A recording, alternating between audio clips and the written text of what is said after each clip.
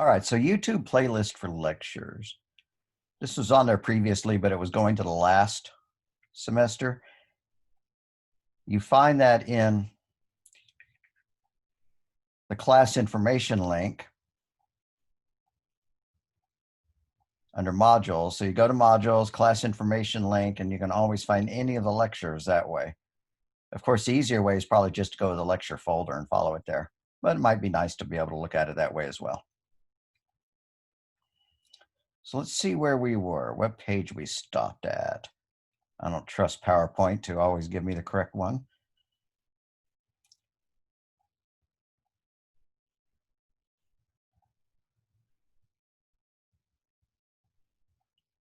So lecture 2, lecture B.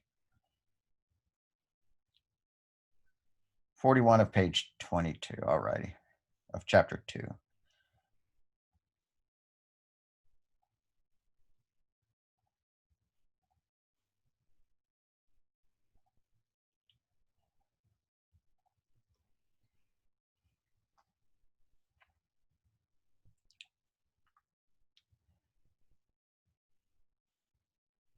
So the string class, you use the string class to hold a sequence of characters like you typed them in from the keyboard and you put quotes around those characters.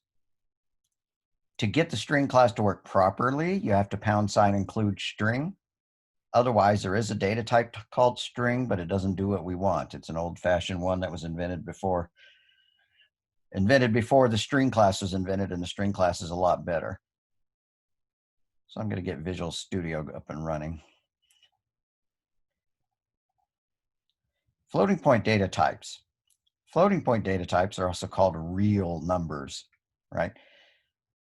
They're the opposite of integers in that they have decimal points in them. And internally in memory, they're stored in a form similar to scientific notation, meaning that they have a limited precision, but the exponent means that they can get very large. And what do I mean by precision? It means that you can type like up to 15 numbers with it. Well, let's get the Visual Studio going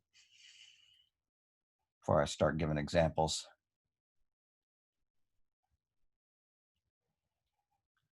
So I want a C++ empty project. No, not empty. Let's do a console app.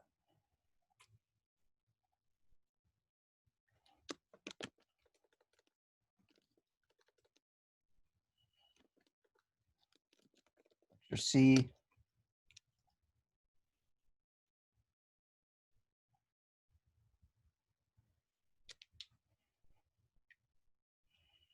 All right, we have way too many comments. Get rid of those. All right. So there's two data types, float and double. I just strongly recommend never using float. The reason why is that they only support like 7 digits of accuracy. What do I mean? A precision of 7, like 1, 2, 3, 4, 5, 6, 7.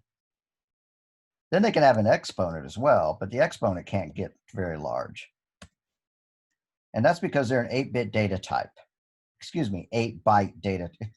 Here I go again. It's a 4-byte data type. 32 bits will hold a float. But a double is an 8-byte data type, so it's twice as wide, so it can hold much larger numbers. So it can hold numbers with about 14 or 15 digits of accuracy. So like 0.1, 2, 3, 4, 5, 6, 7, 8, 9, 0, 1, 2, 3, like that, maybe even that. I don't know which is right. You know, and the exponents can get much larger too. So they can hold much larger values.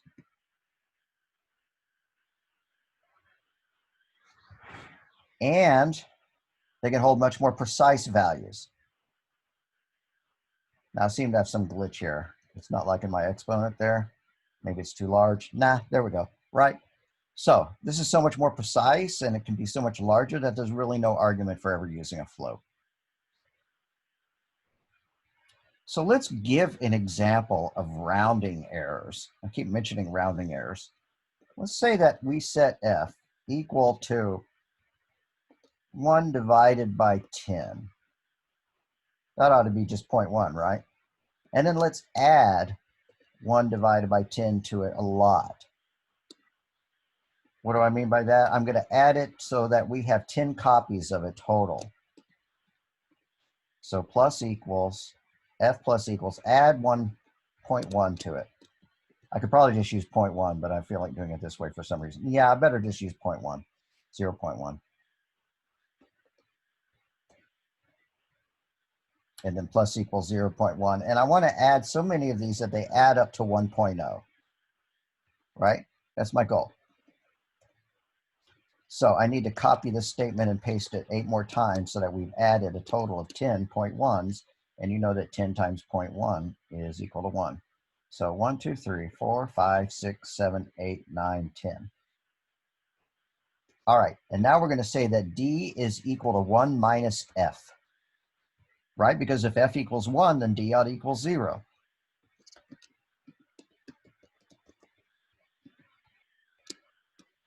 So see out less and less end quote, D equals, end quote, less and less than D, less and less than ENDL, ought to equal 0. All right, apparently I don't have the using namespace up here. I can always fix that just by adding that, std : in front of it. Or I can just go up and add using namespace. And while I'm at it, let's # include string as well. Just because we're going to probably talk about strings as well. And using space namespace std. There we go. All right, let's see if D really equals 0.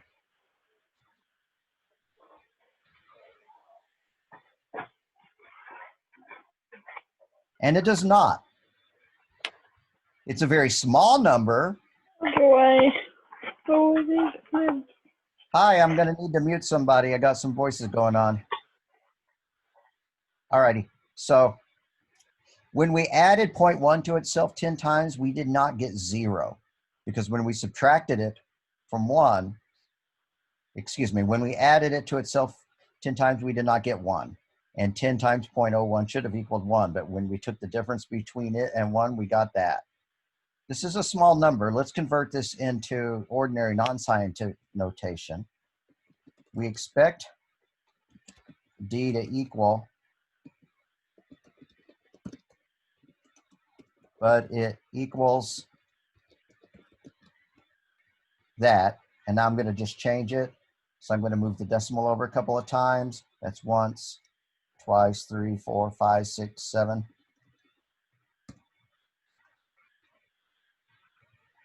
Like that. That's what it equaled. That was the difference between what we wanted it to be and what it actually is. That's a small number, but it makes it a problem. Because what if I'd said this? If D is equal to 0, then print correct, right? If parentheses D equals 0 in parentheses, curly brace, C out, correct? But it's not correct, right? Because it didn't equal 0, it equaled that. All right, well, maybe we can make things better by using a more precise data type. What, instead of using the float, what if we used a double, right? Maybe it'll be more precise. Let's give it a shot.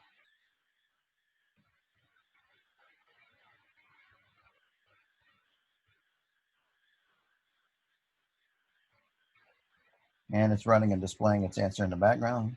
All right, much smaller number, to the -16. So it equaled that when F was a float. It equals, and I'll arrange this one like that as well, when D is a double, excuse me, when F is a double. All right, so we're going to need the decimal 16 times to get this to work. So that's 1 time, 2, 3, 4, 5, 6, 7, 8, 9, 10, 11, 12, 13, 14, 15, 16. You can see that's a much more precise number, isn't it, right? So the rounding error was much smaller when we used double, since it's an 8-byte data type rather than a float. That's a strong reason to always use. Now, why are we getting those? You know, it's simple math. Why is it getting it wrong? Well, it's because it has to store these numbers in binary. And some fractional values store fine in binary, but some of them would be infinitely long, and so it has to cut them off at a certain point. Well, that sounds stupid. Well, no, it isn't, because what about 1 over 3? 1 over 3, if we try to express it as a decimal number, repeats endlessly, right? And if we only had 8 digits or 10 digits or, however many long that we had to cut it off at to store it in a computer, then once we started using that value, we would get rounding errors. So same with floating point type, except the rounding errors occur when it's being converted to base 2. And so you have to accommodate for those for those rounding errors when you write if statements. So instead of using equal equal, if it's a double, you might need to check to see if it's within a range, right? So you set a target and then you check to see if it's within that, if it's pretty close to that target. We're not going to talk about that anymore right now, but I just wanted to mention it. I wanted to try to convince you to never use float, even if coding exercises in the book or on the internet mention them. Doubles are so much more precise. You ought to use them. So float is a 4-byte.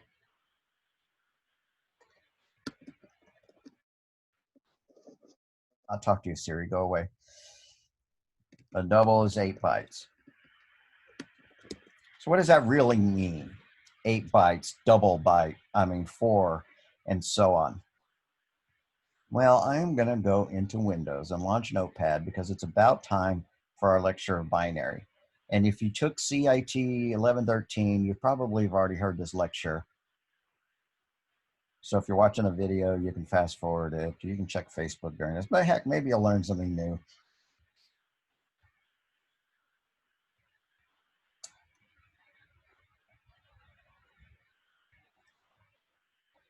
All right. So we know how to count in what's known as base 10, right? Base 10 is decimal. Deca meaning 10 in Greek or something like that. Can we get larger, or do I just have to increase the font size? I guess I'll just increase the font size.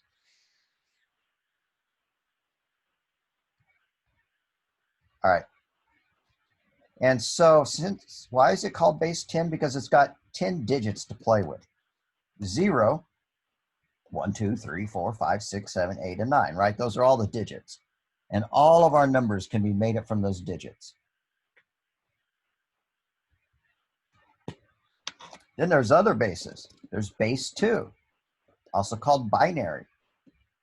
It's only got 2 digits. All numbers are made up of 0 or 1. There's something called octal, which is base 8. Octal, like an octagon. We're not going to use it, but you may see references to it. That means it's only got 8 digits, 0 through 7. 0, 1, 2, 3, 4, 5, 6, 7. And then there's one called hexadecimal, which is base 16. And so it's got all the numbers of decimal, but we want it to have 16 digits. We've only got 10 digits here. What are we going to do? We need some more digits. How can we add more digits? Well, we could just use the letters of the alphabet, right? And so we'll pretend that A is a 10 because that's a 9, and B is 11, and C is a 12, and D is a 13, and E is a 14, and F is a 15. So we're going to hop into our car, and we're going to, brand new car, it's at 0 miles. We're going to drive a mile. Let's add a comment to what we're doing here. This is counting in decimal, right? So we get in our base 10 car and we start driving. We know how this works. We've known how to count since preschool or whenever you learn. Here's the tricky part. We have maxed out. We have gotten to the largest digit that we can possibly get to in base 10. So we're stuck. What do? You reset it back down to 0, and then you add 1 to the next column. And of course you know that. So we drive, stop it. So we keep driving. My keyboard's acting weird. Stop that. We keep driving, we get up. I'm gonna throw a fit.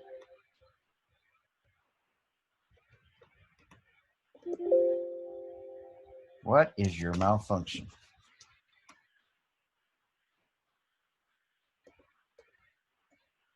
All right, so we've driven, 19 miles and we need to drive another mile. We have again maxed out the capabilities of decimal, right? We can't get more than 9. So that has to throw back to the minimum. It's got to wrap around the minimum. Maybe you remember old video games where, your spaceship flies off one side of the screen and it comes back up on the other side of the screen. Well, that's wraparound, right? It gets past pixel number 800, and so it goes back to pixel 0, something like that. So it wraps around to 0, and the next one goes up, right? And say we kept going, and we reached 99. Well, the 9 rolls over, it wraps around to a 0, and we add 1 to the next column. Well, oh, that one's maxed out too, so we do that one, and we roll it over to the next column, and boom, right? If we only had 2 places, 2 numbers to store data, we have maxed out, right? This is what's known as overflow. We've exceeded the capacity of our little counter, right? And, at one time, cars only had 5 or 6, digits for the odometer because they didn't expect them to last more than 100,000 miles or 1,000,000 miles or whatever, and you could actually get the thrill of watching your car, roll over, if not physically, but the odometer. All right, so that's counting in decimal. Now we're going to get in our base 8 car. We're going to get in our octal car, and we're going to drive for a while. All right, we know how to count. However, remember octal only supports digits up to 7, 0 through 7.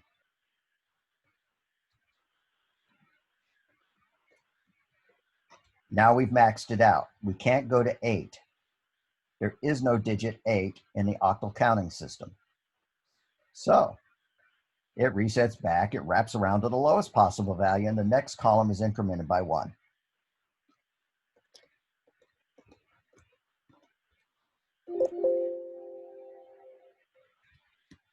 I don't even know what your problem is. I may need to reboot, but I can't. I don't want to lose the recording. Why are you doing that? I've never seen that behavior. All right, so may have to reboot. We've maxed it out again. There is no 8. I wasn't even touching anything. We've maxed it out. It can't go to 8. So is this going to turn into a 0? And that one flips over to there too, right? And so if we were going to count along in decimal at the same time, that's a 0, that's a 1, that's a 2, that's a 3, that's a 4, that's a 5, a 6, a 7, that's an 8 in our counting system if we were counting on our fingers. And that's a 9, and that's a 10. So, that's an 8 in base 10. That's a 9, a 10, an 11, a 12, a 13, a 14, a 15, and a 16. That's a 16 in base 10, right? I'm putting the parentheses and the 10 to indicate that it's at base 10. So they don't match up, right? A 12 in octal is not the same thing as a 12 in base 10. If we count, if that's a 1 through 8 and then a 9 and a 10, a 10 in base 10 is equal to a 12 in octal. Whatever, as long as you get the idea of counting, right? What if you were going the other way? What if we had this number 72 and we wanted to find out what it was in base 10, right? Somebody says, I have this octal number 72. I have 72 octal eggs, and I want you to tell me how many of that is in decimal. Okay, that's stupid, but we're going to find out. Well, how does counting in decimal work if we already have the number, right? Like we have 789 in base 10. What does that mean? Well, normally we call this the ones place, right? That's the ones place.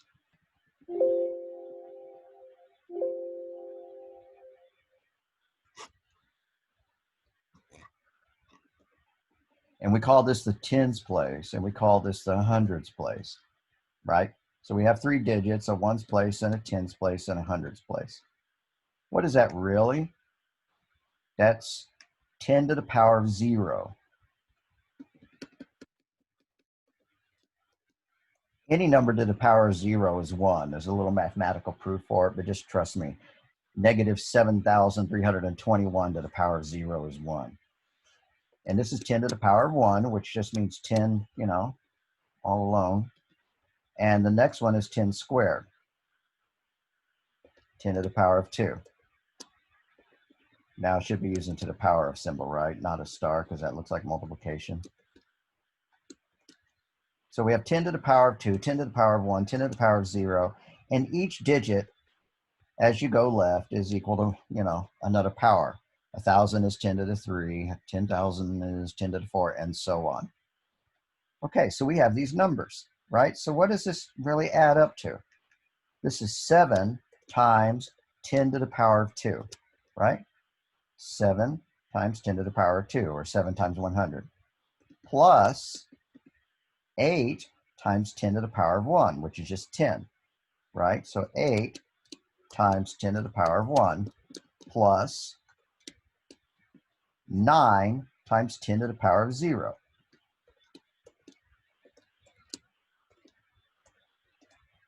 So what is that? That's a 700, right? 7 times 100. This is an 80, and this is a 9. So we'll add all those up together, and we get 789 in base 10. Now, big whoops, that's what we started with, right? Yeah. I said 72. I've changed that to 789. But anyways, that's how our counting system works, right? It's in places. It's in places that are indicated by powers of the numbering system. Power 10 to the power of 10 to the power of 10 to the power. All right. Well, what if we wanted to prove that 20 in octal, or let's go a little further, 21 and then 22. So if that's counting all the way down to 16, that's 17 in base 10 and 18 in base 10. We're going to prove that 22 in octal is 18 in base 10. Is 22 in base 8 equal to 18 in base 10? Yeah. Instead of 10 to the power ofs, we're going to use 8 to the power ofs, right?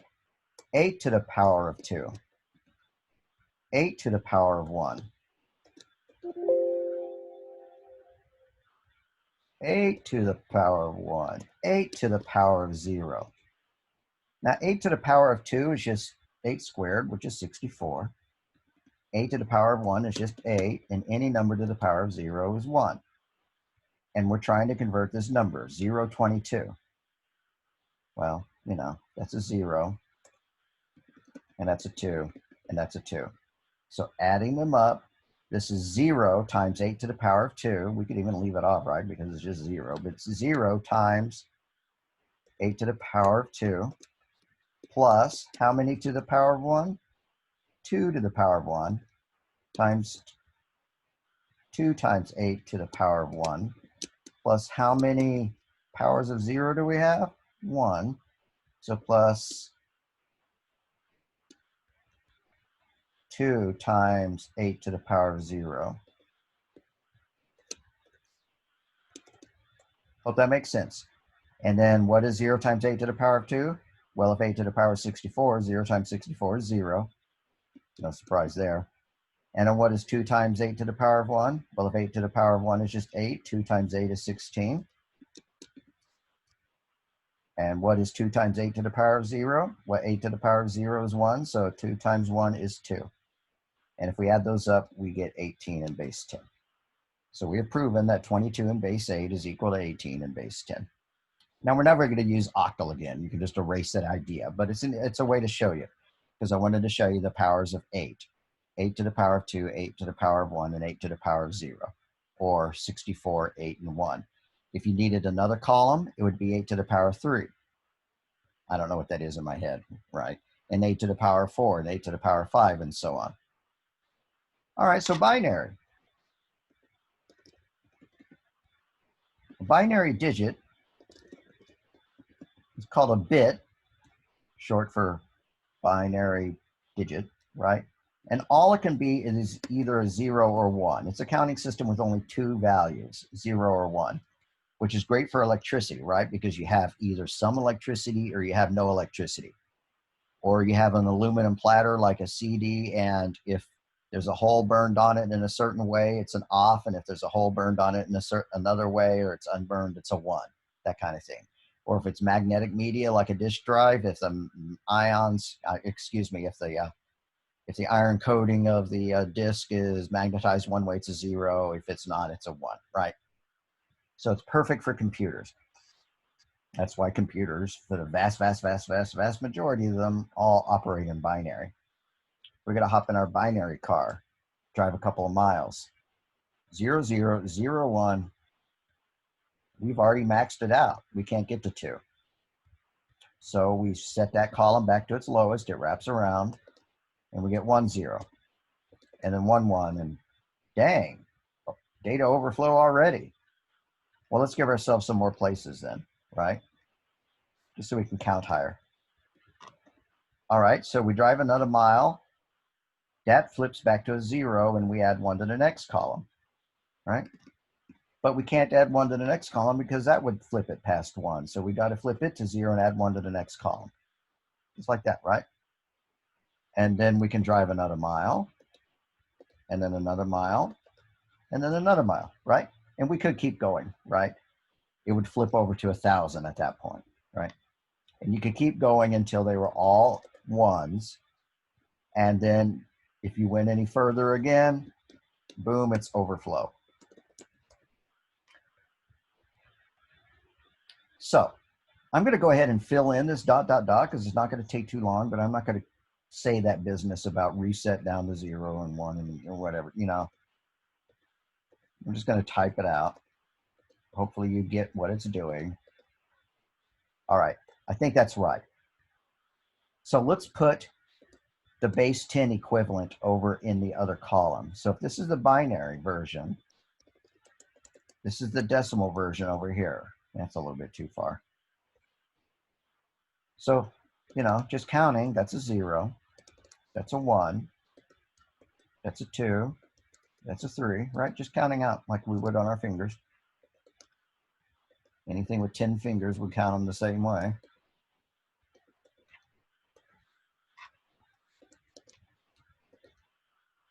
Get down here.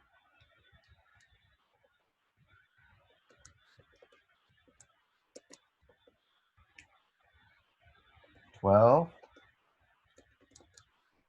13, 13. I missed one because 1111 is actually 15. So I need to work backwards. I need to figure out what I missed. Did I really miss one? We should have 15 different choices because 16 is maxed out. 0, 1, 2, 3, 4, 5, 6, 7, 8, 9, 10, 11, 12, 13, 14. I botched it. Oh, I forgot 1110, right? Because when this drives another mile, that 0 flips, that 1 flips down to being a 0.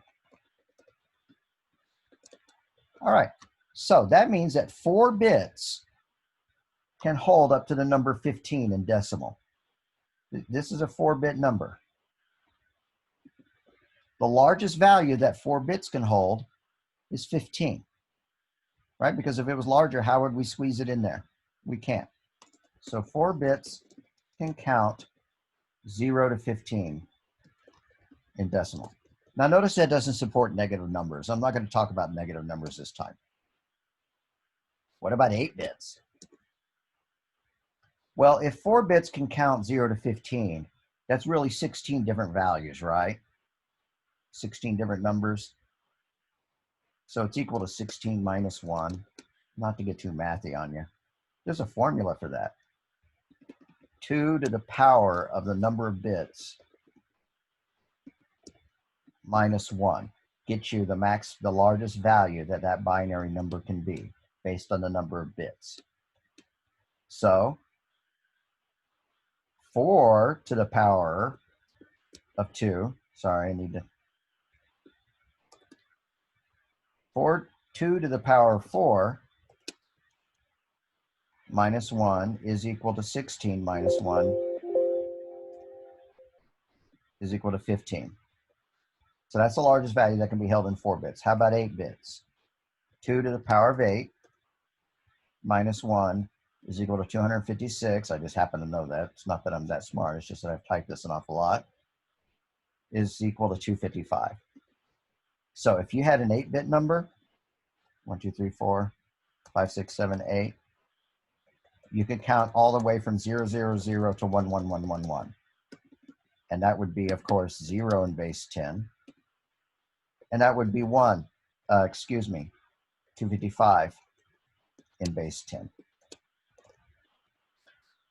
So that's an 8-bit number, right? Well, we don't only want to count between numbers 0 and 255. That would make our programming language pretty lame. So instead, they said an int is equal to 4 bytes. Well, there's 8 bits in a byte. That's just what they chose. They didn't have to choose that, but somebody in the 60s decided that there were going to be 8 bits in a byte. So that's equal to 32 bits. So let's use the same formula. 2 to the power of 32 minus 1. And I can't figure that out in my head, and I don't know it right off the top of my head, so I'm going to use Google to figure it out. 4 billion. So the maximum number is 4 billion, whatever. Let's just say 4 billion. Except ints support negative numbers. And so it can only go from negative 2 billion to positive 2 billion, right? Because you have a range of 4 billion, but counting 0 to 4 billion isn't great if you need to store the number negative 2. So they cut it in half, where half the numbers are positive, half the numbers are negative. So we will say from negative 2 billion to positive 2 billion.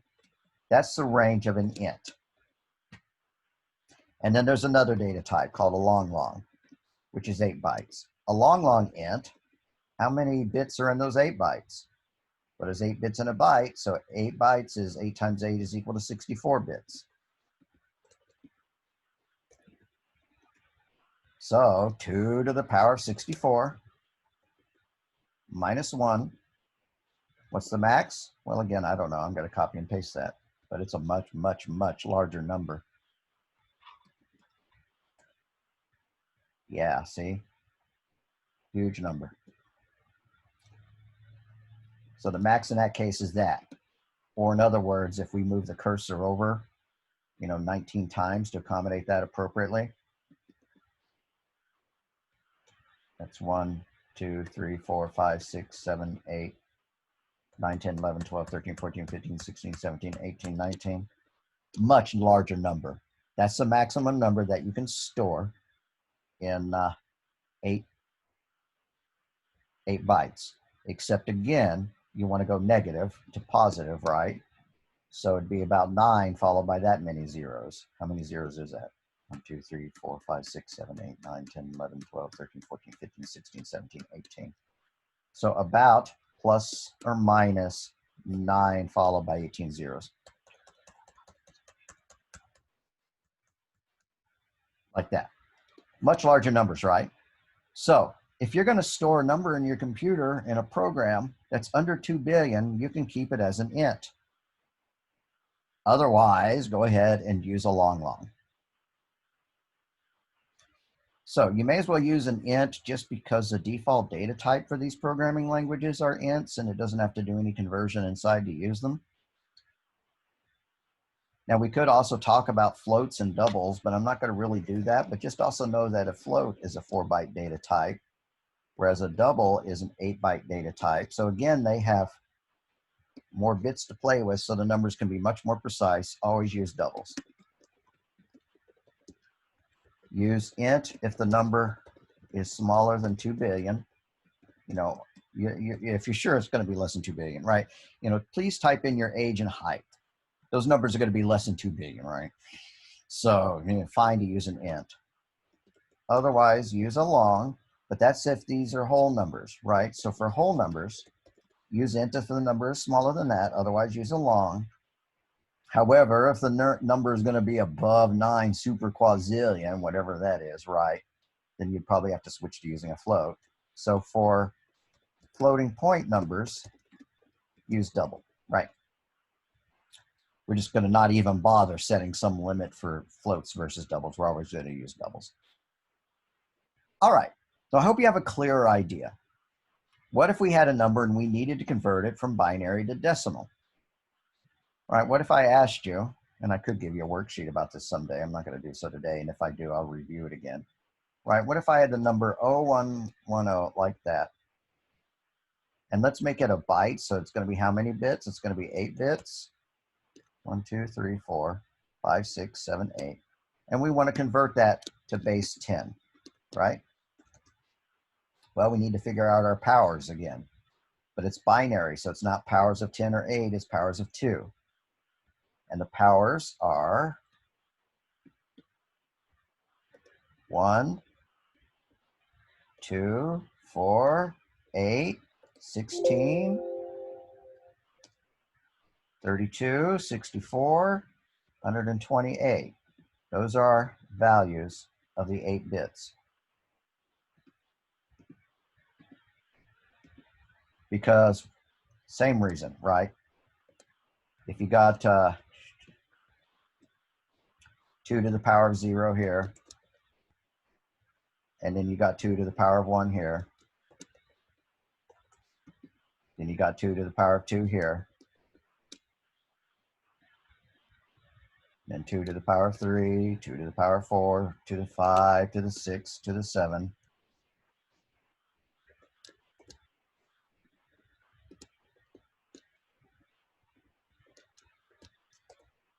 All right, that's enough.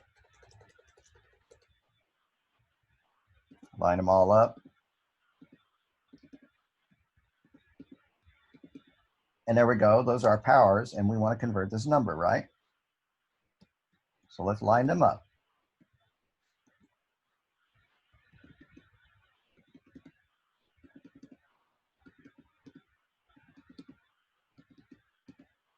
Okay, and to save time, I'm not going to even add in the zeros because anything is added to a 0 is a 0. So what's this? This is 1 times 16. Plus, where's the next one? The 4's column. 1 times 4.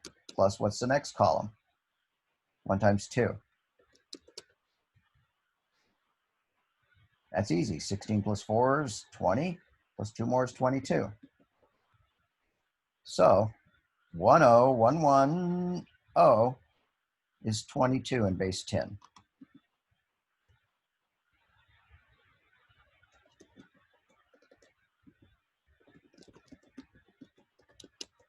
Hope that makes sense. Hope that makes sense. Now, there's a way to convert a number, like if I had that number and I wanted to convert it to binary, there's a formula you can use, and I'm not going to even bother showing it to you. You just keep dividing by 2 and writing down the remainder until you've lowered the number to 0. I mean, I guess I could. Yeah, so we have the number 5623 in base 10, and we want to convert it to base 2. We just keep dividing it by 2. You know what, that's too large. All right, so 623 divided by 2 is 316 with a remainder of 1. Now let's divide 316 by 2. I can't really do this in my head. Well, 3 divided by 2 is a 3, and then a 1 divided by 2 is a 0, and a 30 divided by 2 is a, why can't I do this? This is absurd.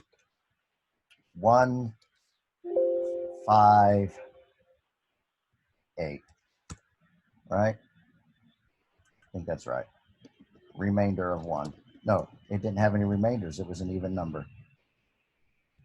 And then so we divide that in 2. Well, that's a 79 with a remainder of 1.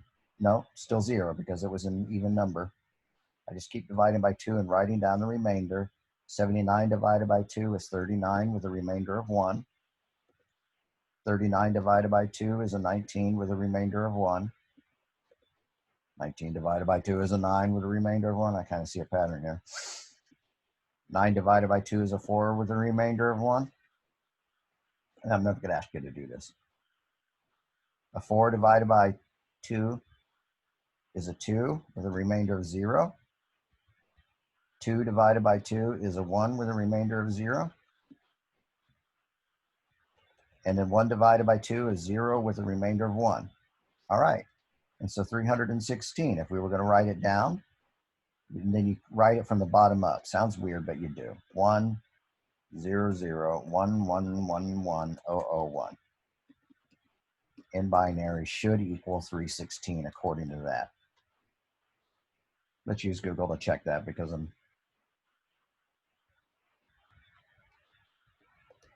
316 in binary. 100 followed by 4 ones. Well, I got it wrong. Well, forget it. You get the idea, even though I did it wrong. All right, I think that's about enough of bits and bytes. The only other thing I'm going to mention is that when you type in text, like hello world, each letter is probably stored in a single byte, according to Ascii. Ascii is the standard that was invented in the 60s for computers so that all computers would be able to store English text the same way. So if you saved it in one that way, then if you took that data and gave it to another brand computer, at least it would be able to display the text. Except IBM's used something weird called EBCDIC rather than ASCII, but IBM had to be different. Nowadays I use ASCII as well. So if you were going to store that, each one of these being a byte, you have to have a number. You have to have a number that corresponds to it. And those numbers are calculated by looking up ASCIItable.com, where a capital H is a 72, and then a lowercase e is a 101, and so on. So if I write hello world, the first number is going to be a 72. The next number is going to be, oh, I already forgot, short-term memory shot. What's that? E is a 101. And then another 101 for the next L, right? Wait, no, that was an E. Then an L. Well, I'm getting tired of typing it this way, so I'm going to let the computer tell me what these numbers are. We're going to write a little program that'll do that. So I'm going to go back to my program here, and I'm going to create a string called hello world. So string S equals hello world. And I want to print out the integer value of each one. I'm going to use the Int function to convert those letters into a number. So how many digits long is this? This is 0, 1, 2, 3, 4, 5, 6, 7, 8, 9, and 10. Computers always start counting at 0 when you're using indexes. So that's a 0, that's a 1, 2, and a 3, and a 4, and a 5, and a 6, and a 7, and an 8, and a 9, and a 10. All right, so see out the integer version of H.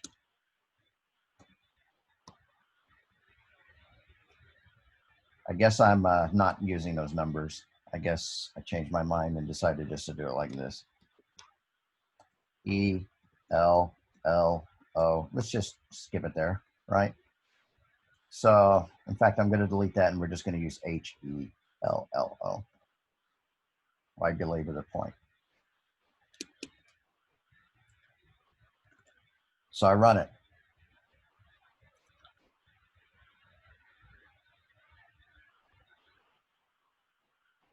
And it printed them out. That's great. That's so good. Why does it look like that? Because I forgot to go to the next line after each one of these. So less than, E and DL. Some judicious copy and pasting. Run it. All right, and so the byte values of those English characters, those ASCII characters are, I'm kind of surprised to see that. And it's because I put double quotes around them. If they're characters, they need to have single quotes. And that is a mistake I did not mean to make. But if you've used Python, you're used to seeing either double quotes or single quotes used interchangeably.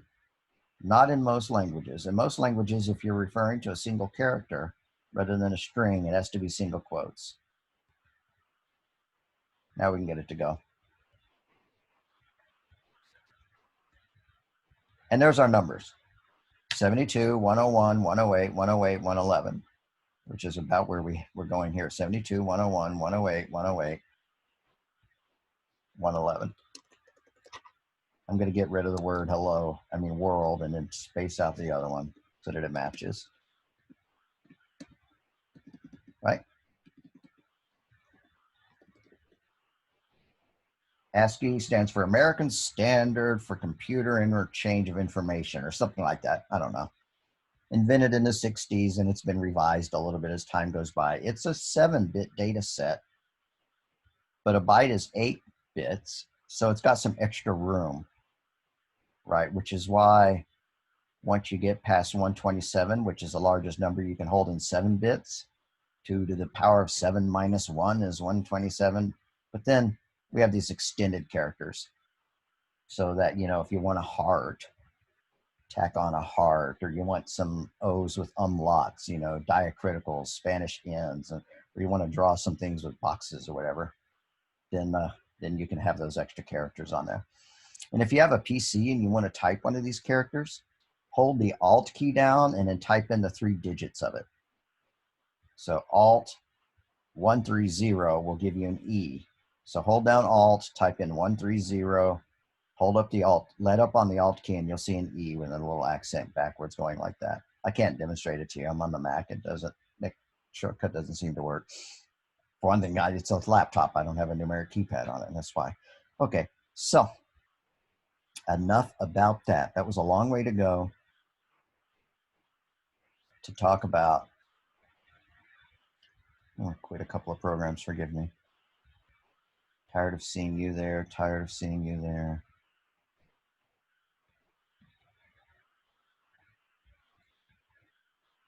All right, that's enough though. All righty.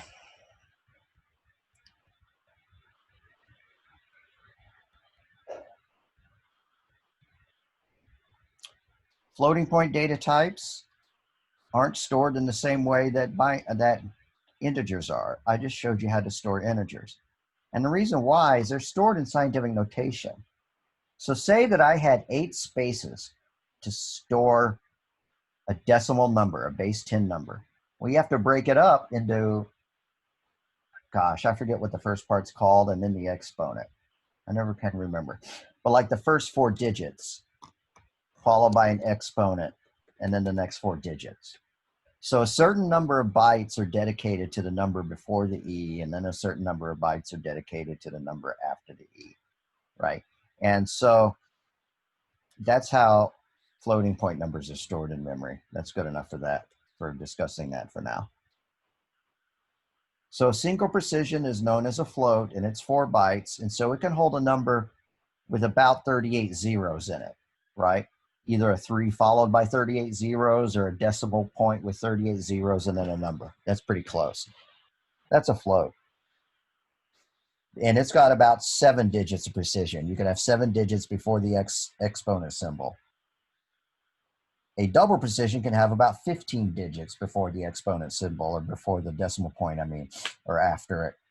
And then the exponent can go from, 308. Much more precise, much larger numbers. I'll say for the last time, we're always going to use double and not float.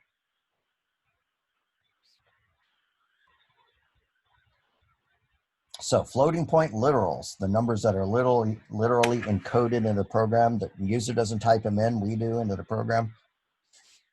They can be done in fixed point, or they can be entered in exponent notation. They are double by default, but you can force them to be a float by tacking on an F. I'm skipping long doubles because a long double is currently just the same as a double. They're both stored in 8 bytes. They both have the same minimum and maximum. So I'm blowing them off. But we should never have to convert them to a float because we're never going to use floats. We're always going to use doubles. The Bool data type. A Bool stands for Boolean George Boole was the guy who invented Boolean math, which is a math where you only have two possible digits, true and false, or zeros and ones. So a bool is a piece of data that can either be true or false. Well, why would you want that? Well, for holding decisions, right? Boolean cold or frozen, right? And so what if our temperature was 50 degrees? If the temperature is less than 32, which is a freezing point of water in Fahrenheit, then frozen is equal to true. Else, frozen is equal to false. Now, we could have written that in one line of code rather than four. If we rewrite it, we could say frozen is equal to temperature less than 32. So you see, that gets evaluated. And if temperature is less than 32, which is not, it's 50, then frozen becomes true, else it's false. Well, it's false, but if we did this, if frozen, see out, it's ice, \n is the same thing as ENDL, but you use it when you're inside quotes rather than outside of it. Else, see out, less than, it's not ice. Like that. And I forgot a semicolon, so it's underlining this. If you look at a line, if you look at a line and it says it's an error and you cannot figure out what's wrong with it, look to the line above it. It's quite often there instead. Forgot my semicolon. So when I run it,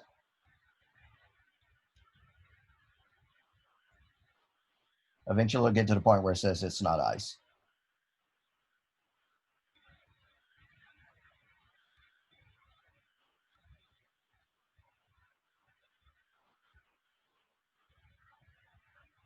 Quitting a few more apps.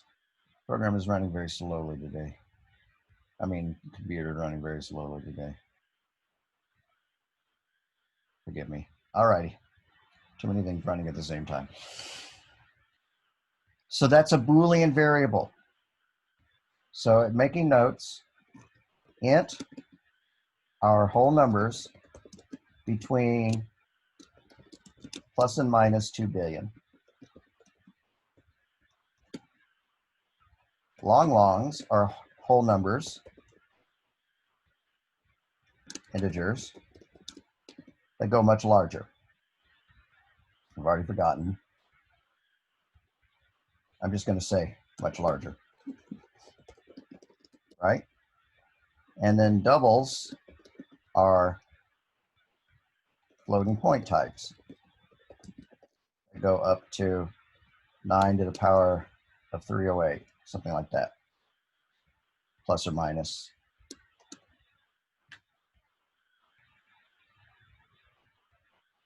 All right. And then bools, a true-false variable. It's only got 2 states. And then there's another data type called char. It's a 1-byte value that holds a letter of text. You know.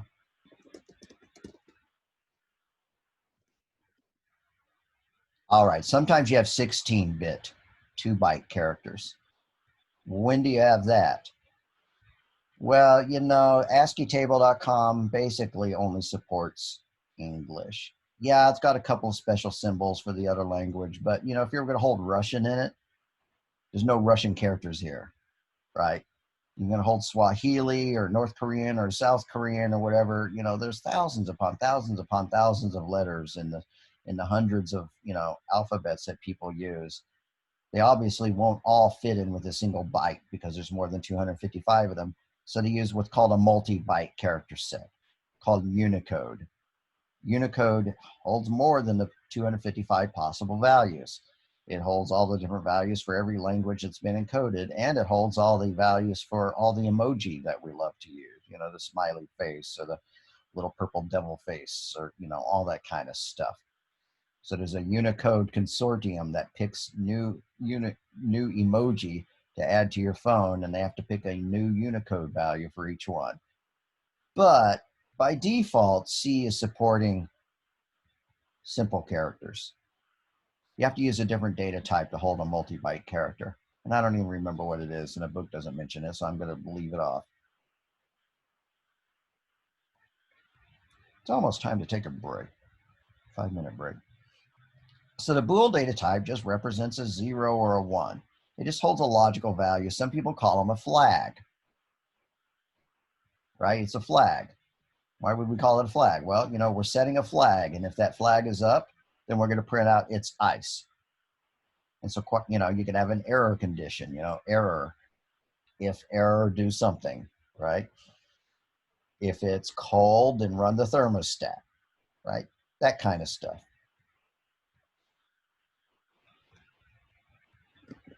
So bools are sometimes, they're also called flags. They hold the result of a logical expression. Remember our example? Temperature is less than 32, so that it can later be checked with an if statement. That makes sense. All right, we've been at it for about an hour. Let's take a 5-minute break. Are there any questions up to this point? I don't watch the chat messages often enough, so I don't necessarily see when they're, yeah, there's some chats. I apologize for missing them. I've issued that show I can use ENDL. It says it's undeclared. If you're trying to use ENDL and it's not accepting it, 2 fixes. One is to make sure that you have using namespace STD. Because if you do not have using namespace STD, then you're going to have to do this, STD : ENDL, right? So that ought to fix it if you can use one or the other. If you can add this line, and normally we can, or if you can add STD : well, that's not working either. I needed to add that to it. Anyways, I hope that fixes it for you. And I have a feeling you're going to tell me it didn't. Oh, good. Excellent. All right. I'm glad to know that. I'm sorry I did not see that at the time. I have this recording bar that's always up, but it never shows me when there's a message waiting. Then there's a larger bar that disappears, and that's the one that shows the chat. And I wish I could, maybe I can get it to always stay up on the screen. Window, always show meeting controls. Is that going to do the trick? Yeah, they're going to be kind of in the way, but that's the price I pay to make sure that I don't miss your chat messages. All right, gang, let's get to back together at around 8:22, 8:25. Give ourselves a 5 to 7 minute break, and then come right back.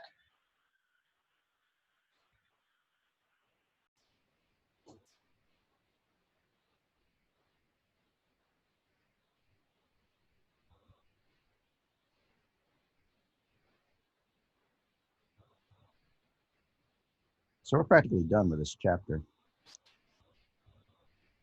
Boolean variables. If you print a Boolean variable using cout, it just says 1 or 0, because ultimately everything a computer does are 1s and 0s, right? So 0 is false and a 1 is true. And back in olden days, the C programming language, rather than C++, before the invention of the Bool data type, is what people would do. Pound define Boolean to be an int, and then pound define true to be a 1, and pound define false to be a 0. Why am I getting errors?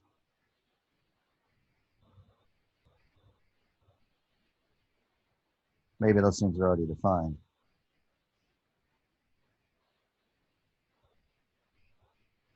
Anyways, you get the idea. So people made their own Boolean types. Oh, it's because I took away the using namespace and never added it back.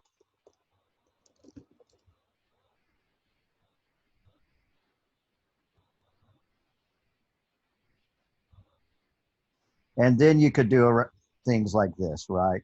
I could create a Boolean variable called,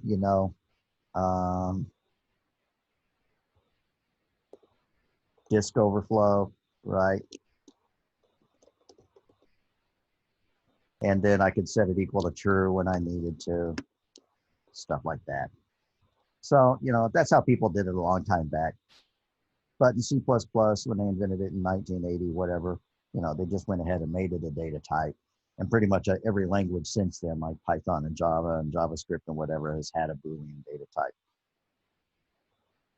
But it's just storing a 0 for a false and a non-zero, like a 1, for a true. I'm going to delete that because I'm not recommending that we do it that way.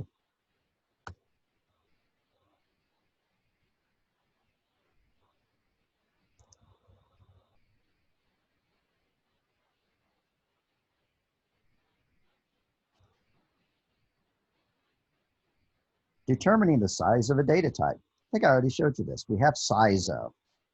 What is the size of an int? What is the size of a char? So int char size is equal to size of the char. Int size is equal to the size of an int. Int string size is equal to the size of a string. Int long size is equal to the size of a long. And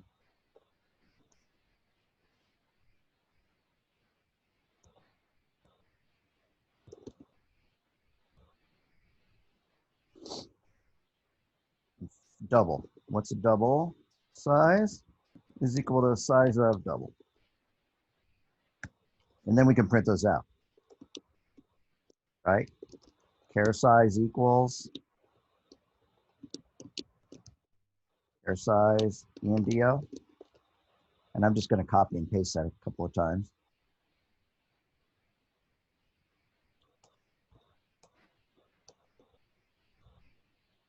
So int size, long size,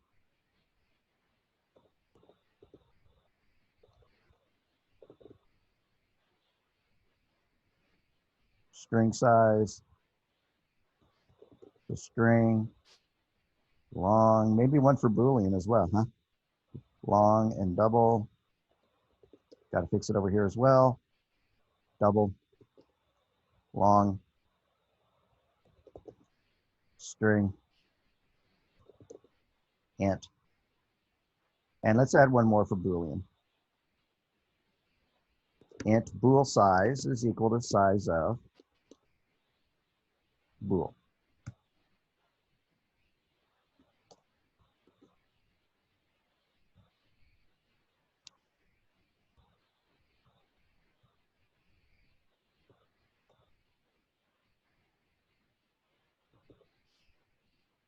All righty, take a look.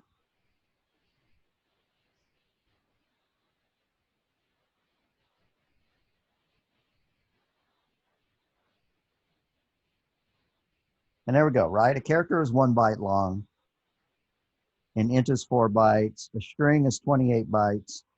Wow, that's a lot. Well, anyways, it's got to be able to hold a lot of data, right?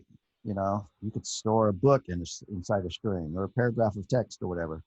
So that number will probably get larger as we added more text to the variable.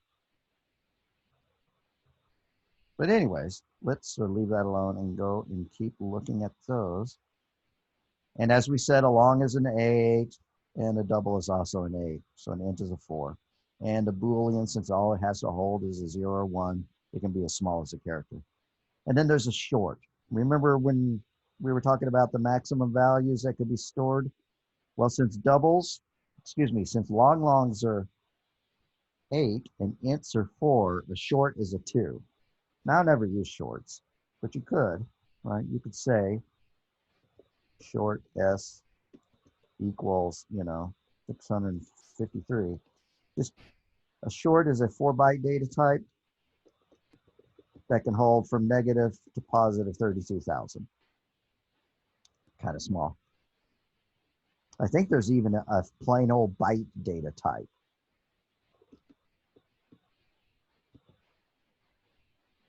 Maybe not.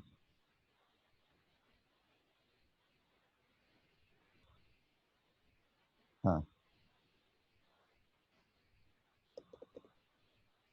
It didn't seem to like that anyways, even after I took its change. All right. Thought there was. Let me look it up.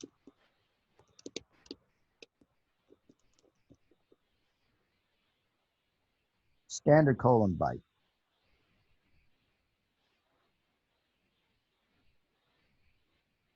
And it's included in CSTDDEF. So if I wanted to use a byte data type, I could come up here and do #include CSTDDEF. I wonder what else is in there. CSTDDEF, and then I could use the byte data type, right? If I spell it correctly, that helps. Still not liking it. STD : byte. Well, they're lying to me. Didn't work. Maybe I didn't read the notes carefully enough.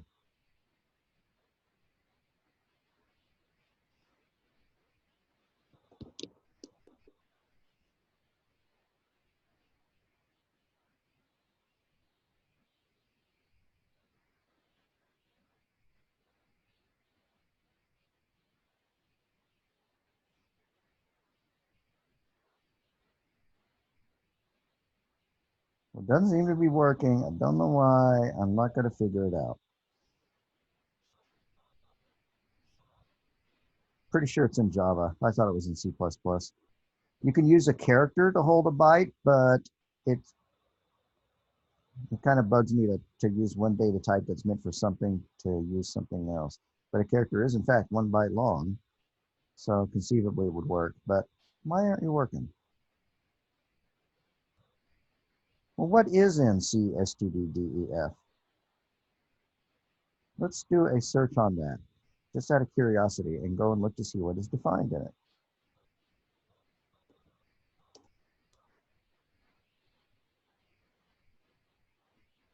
Okay, it's got size T in it.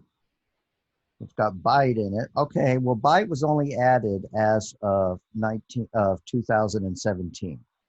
And apparently Visual Studio has not been upgraded to use C Standard 2017 yet. So that's why it's not working. Never mind.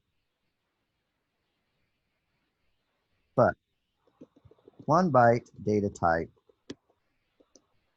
there has to be a kind. 1 byte data type, C++. Is there a byte data type in C++? No, there's not. You could use the bit set header. Okay, well, that's it. That's it. We're not going to waste any more time on it. I don't even see any reason to keep that in there. I'm going to get rid of that. If you want to hold a single byte, you could just use a character and hope that it works out. All right. Problem with the character is that it's not treated as a negative value, right?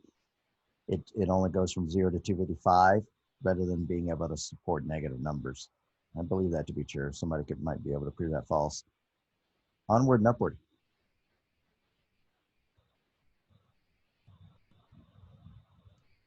Determining the size, you just use size up.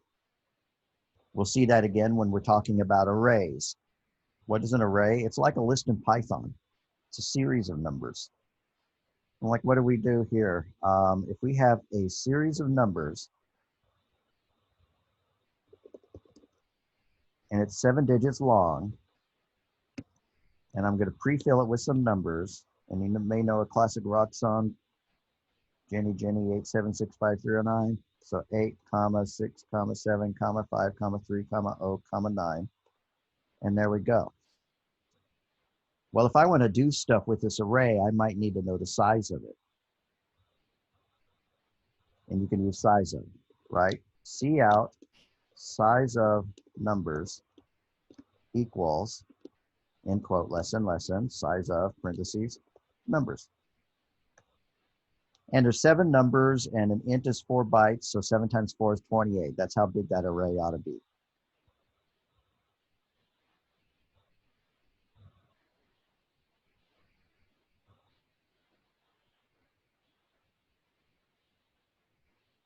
And that seems to be the case, 28 bytes.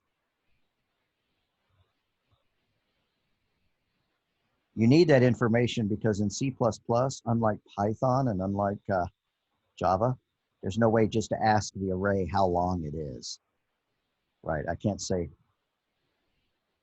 you know, if I want to make a for loop that prints out all the numbers in that number, there's no way for me just to use something like len parentheses numbers to get the length. Instead, I have to get the size of it and divide it by the size of the int. But that's another lecture. That's another day. Variable assignments and initialization. An assignment statement uses the assignment operator. 12 goes into item. The variable receiving the value must appear on the left-hand side of the operator. You can't do this. Item equals 12. It's 12 equals item. What does double equal for? Double equals for comparison, right? If you do this, then you could do if item equals 12, right? You got to use single equals if you're copying a value. If you're assigning it, you got to use double equals if you're comparing values. Add that to my notes.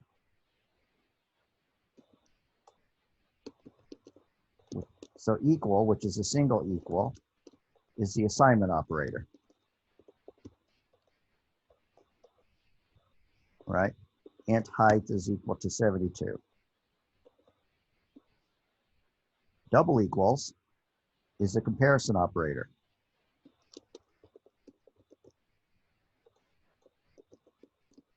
So it's the equality operator.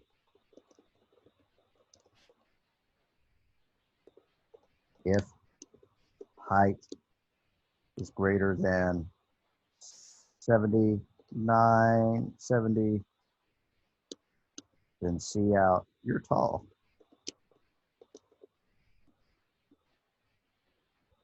You're over 5 feet 10. I don't know why that's important, but there we go. Let's make that 60 so we can just make it say 5 feet. If height is greater than 60, you're over 5 feet tall.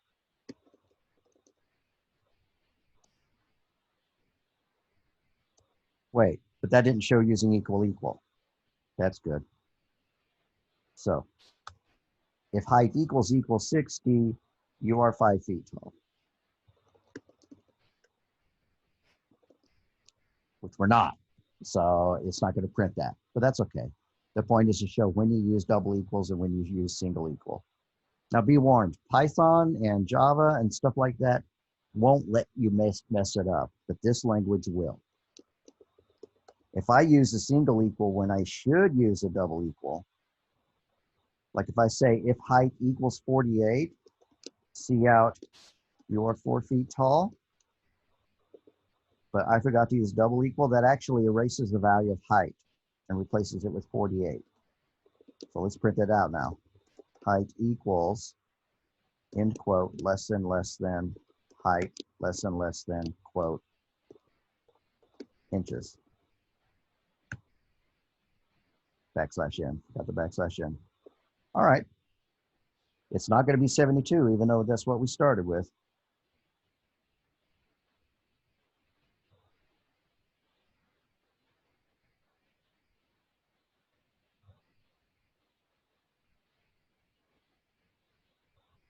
Right?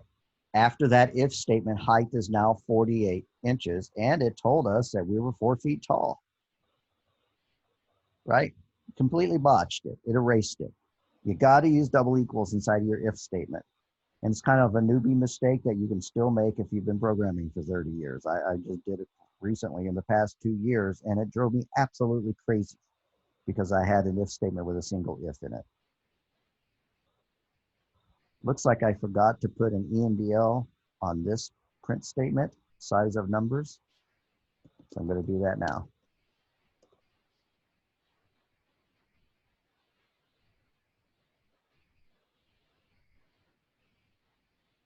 I'm going to add a comment here.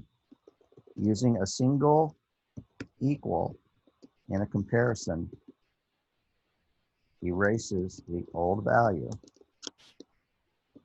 C++ doesn't tell you it's an error. Python and Java do.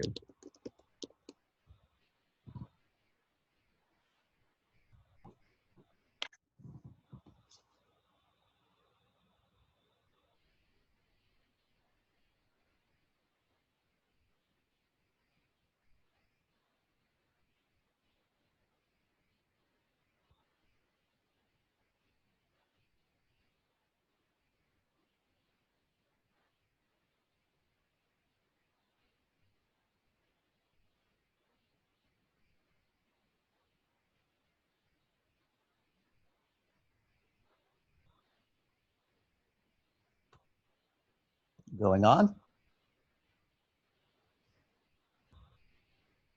Variable initialization. If you initialize it, that means you give it a value when it is assigned. 12 goes into length as soon as it's created. That's initializing it. Or you can create the variable and assign it later, right? If I do this, int height, and then height is equal to 72, right? This declares it, and this assigns it. This declares and assigns, which is the same thing as initialization.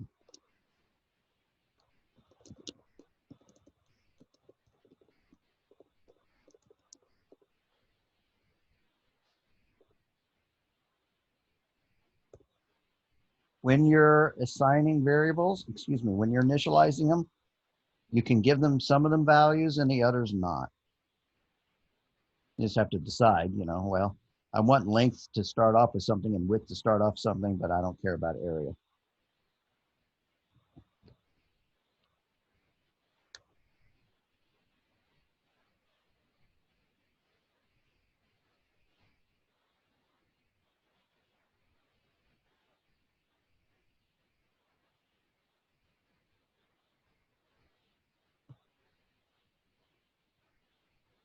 C++11 introduces an alternative way to define variables, and I showed you this. So in 2011, they decided that you could write this, and it'll look at the data type and create the data based on it.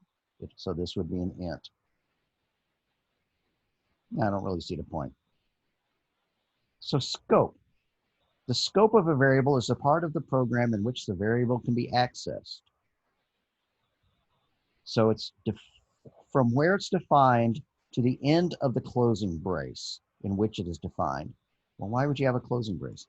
Like if you have this, if height is greater than 10 or 12, see out, you are more than a foot tall, which we will be, \n, but let's declare a new variable, right? So int feet is, well, let's make it a double so that we can get a fractional amount. Double feet is equal to height divided by 12, right? Convert from inches to feet.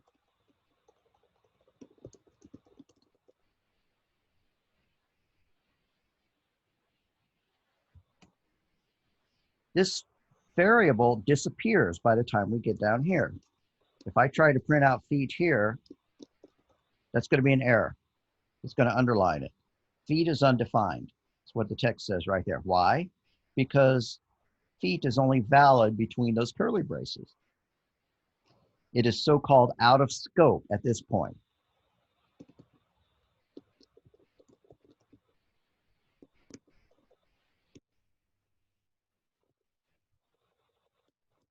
So feet is undefined because it is out of scope, meaning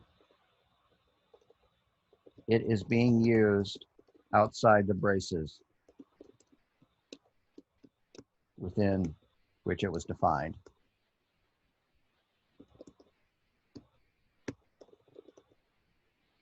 So what would you do if you needed to fix that? If we really wanted to be able to use feet outside the braces, you better declare it up here, right? If we declared feet up here, then sure, we could use it down here. because then we would still be in the same context. We would still be between the braces in which it was declared. You could also have global variables. Global variables are variables that are defined outside of any function. Like const double pi is equal to 3.14159, right? Now we can use this variable anywhere inside the program. Inside the main function, inside of any other functions. So this is a global variable. Some people say that you ought to prefix every global variable you make with the letter G, or to suffix it with the letter G, just to distinguish it when you're looking at it in the code. You don't gotta. I'm gonna undo that. Right. Now, how do we normally get pi? We include CMath, and then we add that particular line of code. I forget what it is. It's in the boilerplate. Use math defines. That's how I really should get pi, right? So if I include CMath and do use math defines, then I would be able to use m underscore pi.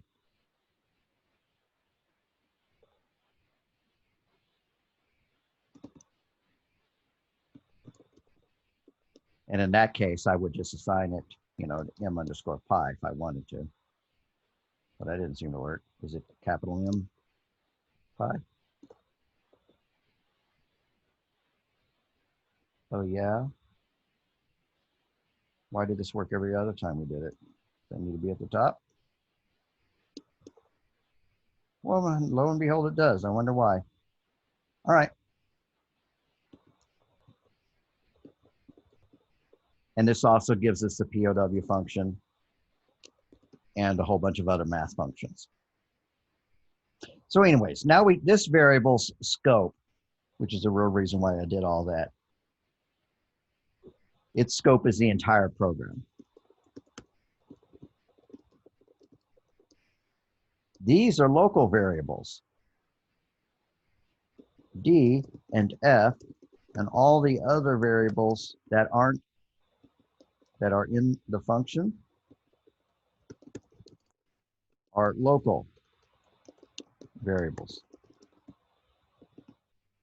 Meaning you can't use them inside another function. If I go and divide another, create another function, like something called test, and I try to use D, I'm not going to be able to do it, right? If I try to see out D, that's not going to work. It's going to call it an error. This variable is undefined. And you say, well, it's because you defined it here and you're using it above. No, it does not matter. If I cut that and I paste it down here, below the bottom curly brace, it's still an error, right? Because D is a local variable. It's only available between this opening curly brace and this closed curly brace. So since that didn't work, I'm going to delete that. Or I could just comment it out.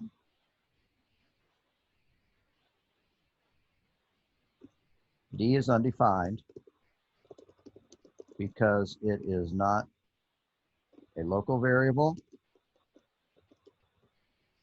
a parameter, or a global variable here. Now, what's a parameter? If I passed it in like that, I could pass D in and then all of a sudden it would compile, right? Because we're assigning a value as we call it. When we call the test function, if we said test 10, then the 10 would get copied into D, and when we tried to print it out, it would print 10. I'm going to undo those changes so that our original error message stands. So D is undefined because it is not a local variable in this function,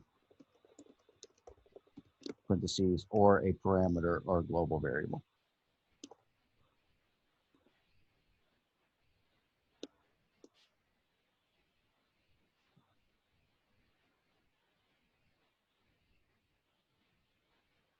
All right, just a second. Sorry, I need to look up something.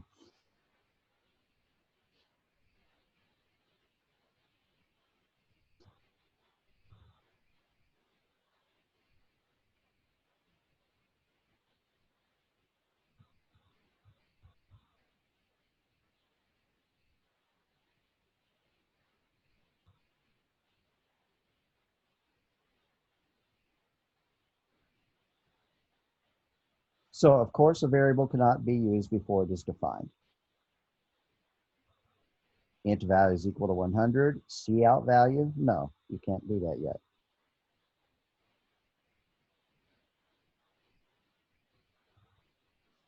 Arithmetic operators. The plus sign, the minus sign, the multiplication sign, the addition sign, all of those things are arithmetic operators. And you know what they do.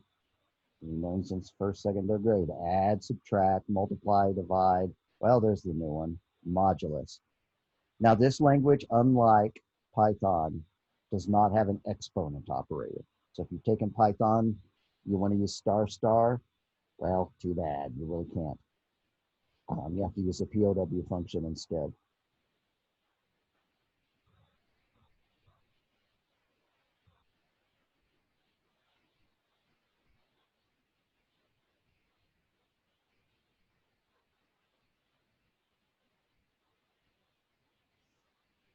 So what is modulus? Modulus just means remainder.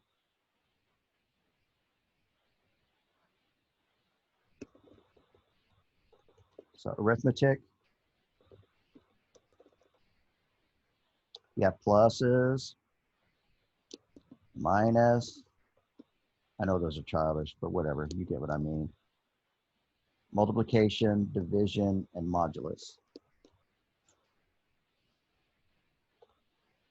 If you've taken Python, just know there is no floor division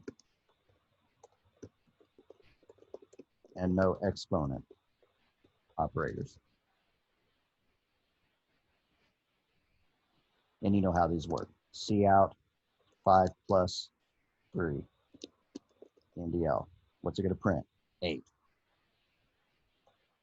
Cout 5 minus 3 NDL. What's that going to print? 2. 5 times 3. Cout 5 times 3 NDL. 5 times 3 is 15. Cout 5 divided by 3. Okay, and this is where it gets a little bit interesting. An int divided by an int gives you an int. So that's not equal to 1.666, whatever a calculator would tell you if you typed in 5 divided by 3. That is just equal to 1. An int divided by an int gives you an int. So it means it rounds down.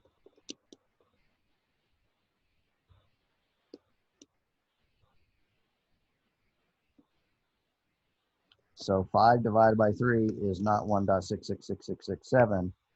It is just 1. 1 divided by 3 is not 0.333333. It is 0.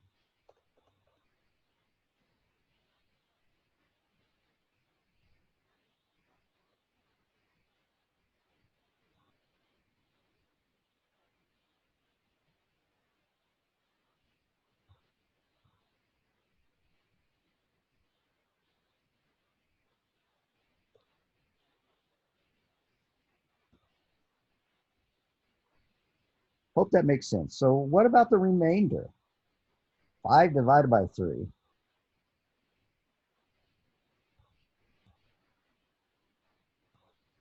Well, what is left over when you divide 5 divided by 3? 2, right? 3 goes into 5 one time with a remainder of 2. And that's what you use modulus for. Cout 5 modulus 3 NDL. And so that's 2. That's the remainder. Modulus equals a remainder. So let's do some modulus examples. What's that? How did that come up? I don't know. My computer is possessed. Get back over here. All right. What are you doing? It must think I'm hitting some function key that I am not.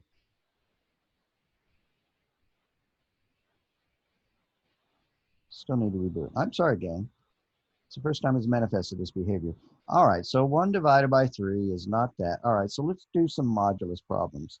What is 0 divided by 2? That's 0, right? 0 modulus 2 is also 0, right? Because if 2 goes into 0 times with nothing left over. 1 divided by 2 is 0, right? Because 1 divided by 2 is 0.5, but 0.5 rounded down to 0. But what was left over? 2 goes into 1 0 times with a remainder of 1. So 1 modulus 2 is 1. About 2 divided by 2. Well, that one's easy, right? 2 mod 2. Well, 2 goes into 2 one time, and it went in evenly, right? There's no remainder. 3 modulus 2, right? 2 goes into 3 one time with a remainder of 1, right? Because 3 minus 2 is 1. 7 modulus 4. What is that? Somebody tell me in voice or in chat what 7 modulus 4 is. Well, 4 goes into 7 how many times? One time with a remainder of, nobody wants to tell me. Y'all are shy. 3. Yep. Victor, you are correct. All right, very good. That's about enough of modulus. What can you use modulus for? Well, you can check to see if a number is evenly divisible by something else, right? Int cents is equal to 127. Well, let's find out if that's evenly divisible by 2. If cents modulus 2 is equal to 0, that means it's an even number. So cout even \n. Else cout odd. Right? Because if something's evenly divisible by 2, it's even. Else it's odd. So if we modulus it by 2 and we get 0, we know it's an even number. Else we get an odd number. Another thing you can do is to use modulus to, like, if you have a number of ounces and you want to calculate how many pounds and ounces you have, you can do that, right? So int ounces is equal to, we have 100 ounces. How many pounds and ounces is that? Well, I happen to know that there's 16 ounces in a pound. So pounds, int pounds is equal to ounces divided by 16. Since this is an int, it's going to round down. We're going to have a fractional component, unless it was evenly divisible by 16, which I do not believe it is. So let's figure out what's left over. OZ is equal to ounces modulus 16.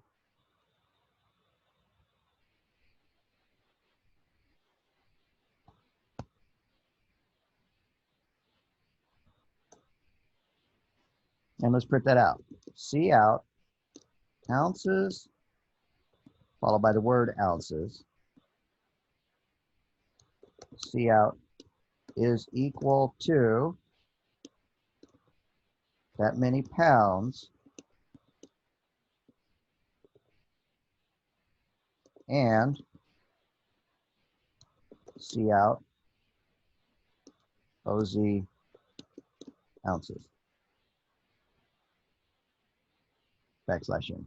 Now that may look terrible. We may need to add some \n's in there to get it to fit nicely, but we'll give it a shot. Let's find out, see what that looks like.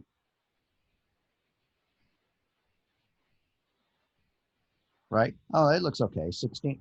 I have an extra space there, but 100 ounces is equal to 6 pounds and 4 ounces. Sounds right. You have 100 ounces of flour at 6 pounds, 4 ounces. There it is. I have an extra space there.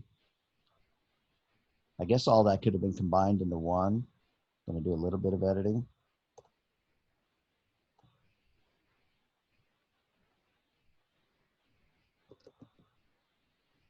There.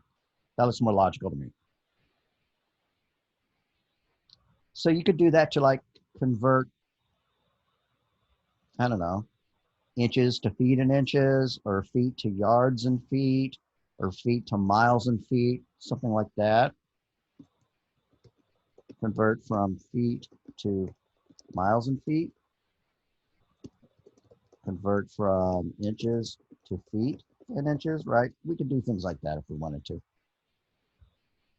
Now that's only basically if you're doing straight, you know, the same units.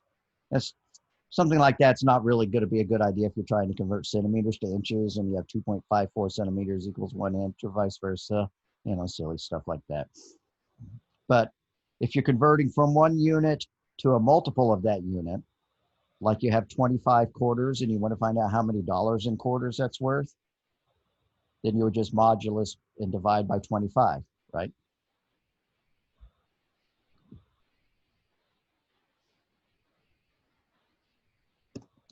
Convert from quarters to dollars in quarters, right?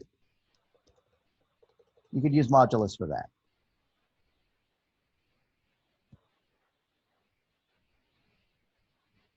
Then we need to talk about the precedence, because if you have an expression, oh, well, I guess they didn't want to talk about that yet. But you and I know, so I'll just mention it, that if you have this expression, int xyz is equal to 2 plus 3 times 4, what does that equal to? Now, if you type that into the $10 calculator you get at Dollar General, you type in 2 plus 3 and you hit enter, and it says 5. And you type in times 4, and 5 times 4 is 20. Well, that's not what the computer says. The programming language, and if you had like a TI-30, you know, or some kind of scientific or business calculator, you would type in the whole phrase, 2 plus 3 times 4, and hit enter, and you would get 14, which is what the little pop-up window is saying here, I think. Maybe it's not. Thought I saw it. 12. Okay, so why is it 12? 3 times 4 is 12, and then you add the 2. Well, that's because you do multiplication before addition, right? So multiply and divide happen before addition and subtraction. I'm sure you probably remember that from math classes in the past. There's a mnemonic you can use to try to remember what happens in what order. PEMDAS, PEMDAS. Now you probably remember it as PEMDAS. Unfortunately, this language doesn't have the exponent operator. This works great for Python because it does. Please excuse my dear Aunt Sally. And so you arrange them in hierarchy. P stands for parentheses, right? Exponent, E stands for exponent, which our language doesn't have. So just skip that. And then M and D are multiplication and division.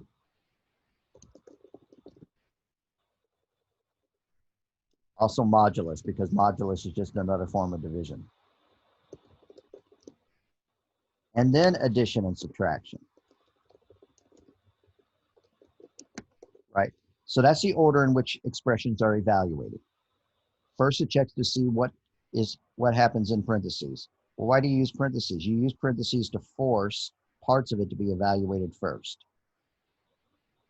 Int ABC is equal to parentheses 2 plus 3, close parentheses times 4.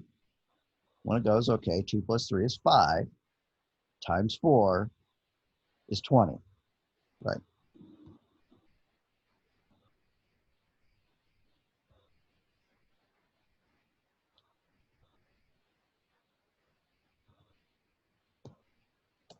That's called operator precedence. And there's really a huge chart of operator precedence, not just arithmetic. If I Google up C++ operator precedence, I get a big chart. Because the compiler has to figure out what gets done and what gets next. So if you're using arrow, you know, in one context, that's going to happen before you use ampersand in some context. We don't even know what ampersand does, you know. And then where's addition and subtraction? The traditional ones. Here they are, right? Multiplication, division, and remainder. They're calling it remainder rather than modulus, happen before addition and subtraction. But there are some other ones that happen even before that, like plus plus happens before multiplication and division. And that's so that you can write phrases like this. Int m is equal to 1 or 2, whatever. Int k is equal to m or plus m. How about 30 divided by plus 2? What does that mean? Oh, I'm sorry, not plus 2, plus m. Plus means add 1 to. So when this is done, m is not going to equal 2, it's going to equal 3. And 30 divided by 3 is 10. So that's what k will equal. But for that to work, the plus had to happen before the division. So the plus as a prefix, because it's different than plus as a suffix when you type in plus, the plus as a prefix is way up the precedence table. It's one of the highest things in there. So it increments before it does the division or the subtraction or the multiplication or whatever.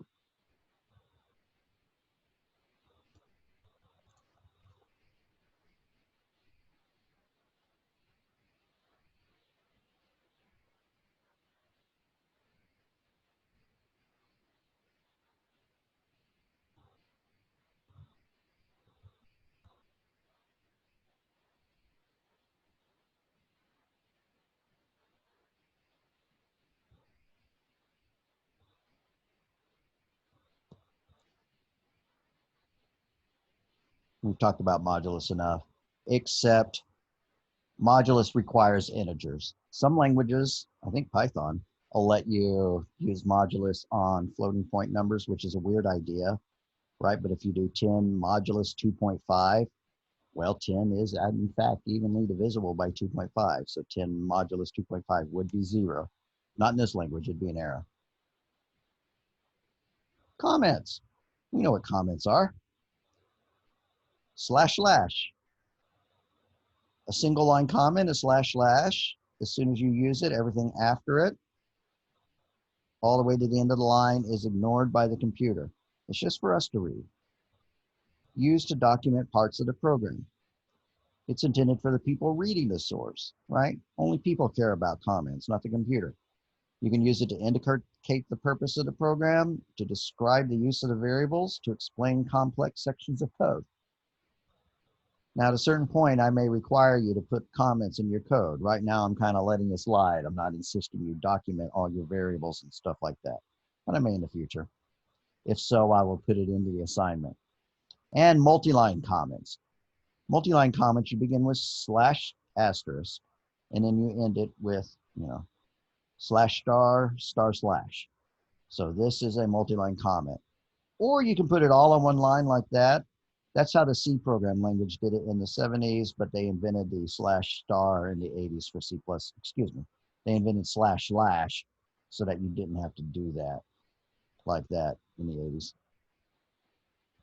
Named constants. Well, a number is known as a literal, as an unnamed constant, but you don't really want numbers strewn through your code that, don't really make any sense.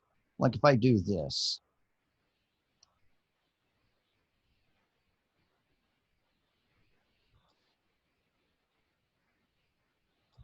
I'm just going to throw in a constant. I'm just going to throw in a random number.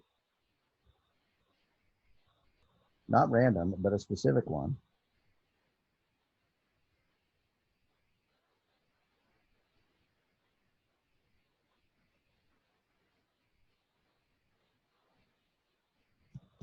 So I'm going to say that we are going velocity is equal to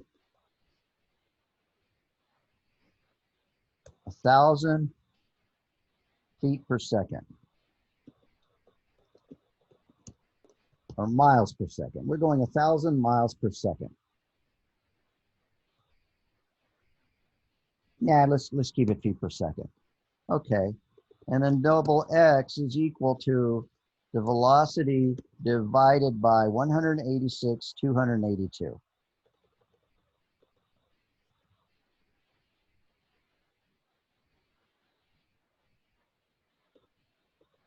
Like that. What in the world is that?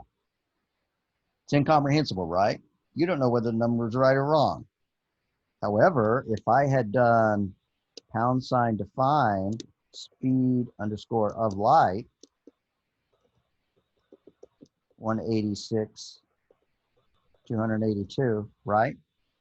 Or the book wants us to do it this way, const double speed of light equals, right? That's how the book wants us to do it. And then I can use this, and it'll give us a clue of what that is, right? Well, that's the speed of light in feet per second. So if we divide the number of speed of the speed of light, excuse me, if we divide our velocity by the speed of light, we will get the number of seconds that it would take to go that fast. I'm sorry, I should call this distance rather than velocity.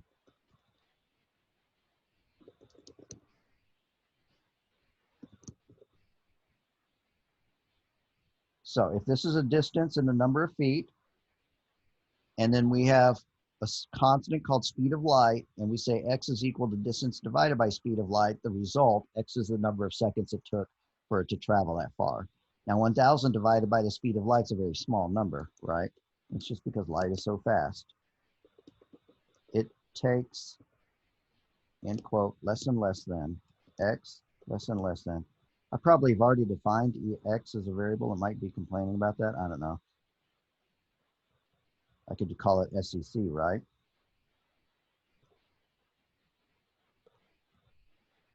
Quote, seconds to travel, end quote, semicolon, C out less and less than, distance, less and less than, quote, feet at the speed of light.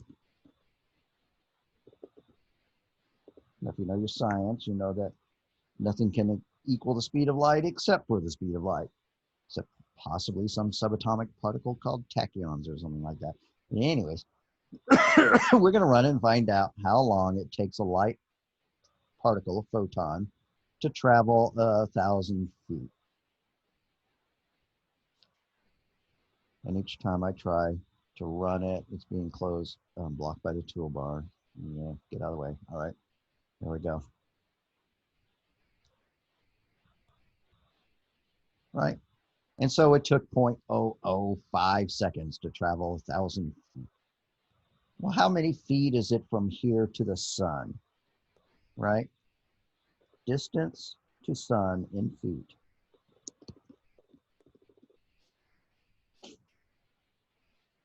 $490.8 billion.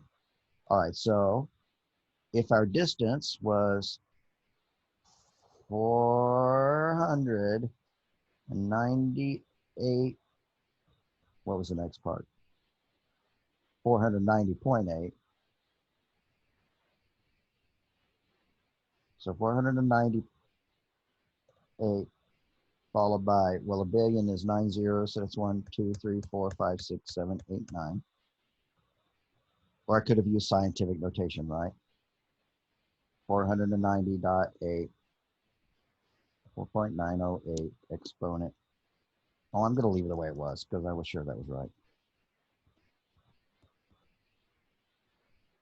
All right, there we go. So we're going to find out how long it takes for light to leave the sun to get to the Earth, if the distance from the Earth to the sun is that, which hopefully it is because that's what Google said. I hate for Google to be wrong.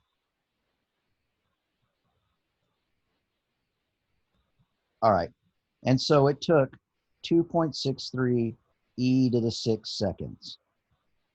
Well, that's how many seconds? 2 followed by 6 zeros, that's 200,000 seconds. Well, let's figure out how many days that is. So C out days is equal to the number of seconds divided by 60, because there's 60 hours in a second. Excuse me, 60 seconds in an hour, and then there's 24 hours in a day.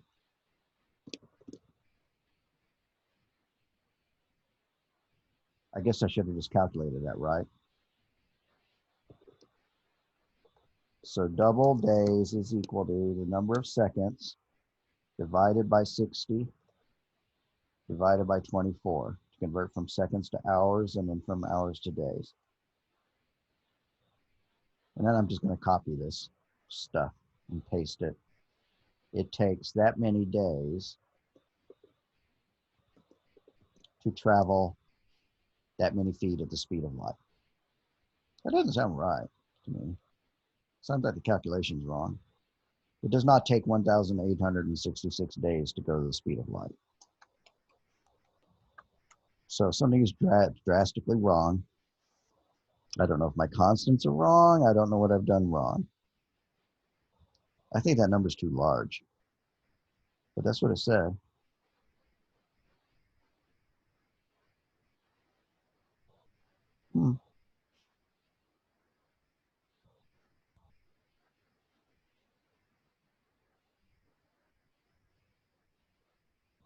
Don't know what I did wrong. I feel like deleting it all because I got it so wrong. But maybe that number isn't right, right? I'm going to Google that up and see what that number really is, what that constant is. That's miles per second, not feet per second. So that would be why, right? So I used the wrong constant, but it's easy to fix. So that's miles per second. Well, how do I convert from miles to feet? I have to divide it by the number of feet per mile. So constant double, or I can make it an int, doesn't really matter. Feet per mile equals 5,280. And so the number of seconds to calculate that distance in feet, we're going to want to divide our feet by feet per mile to get miles. So int miles is equal, well, we better make it a double. Double miles is equal to the distance divided by feet per mile. And then I can use this variable instead of distance.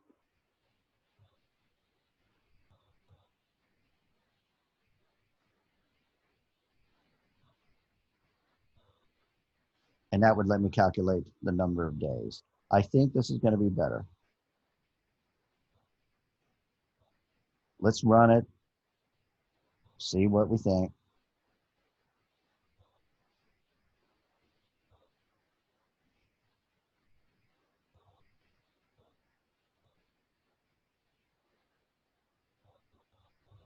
So I think this is about right. That looks about right. 498 seconds to travel that many feet at the speed of light, which is about a third of a day, right? So 7, 8 hours. I guess we could Google up how long for light to reach Earth from sun. 499 seconds. Is that what we got? Yeah, sure is. Okay. All righty. But see, when I defined my number as a constant, I was able to just go and, if I needed to, I could have changed it. And I could use that value over and over and over if I wanted to in my code, and I would know that it's right. And so we're taking these so-called magic numbers out of the equations and we're moving them up into these named constants so that it makes more sense. So that I don't just divide distance by 5,280, I divide by the feet per mile, right? And I don't just divide by speed of light, I can divide by, I don't just divide by 186,282, I divide by that. And so that makes your code kind of self-documenting. If you have these constants, I'm going to move this underneath here because it's kind of a data, not a constant.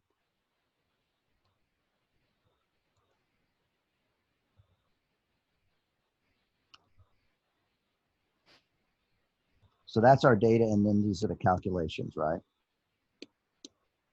Now, if I was going to rewrite this, maybe I would declare my variables first. right? Maybe I would come up here and say double distance, which I should call it feet, right? Comma, miles, comma, sec. And then in my equations, I can just use those variables, right? Maybe it makes the code cleaner. Maybe it makes it easier to understand. Your mileage may vary. You may not agree.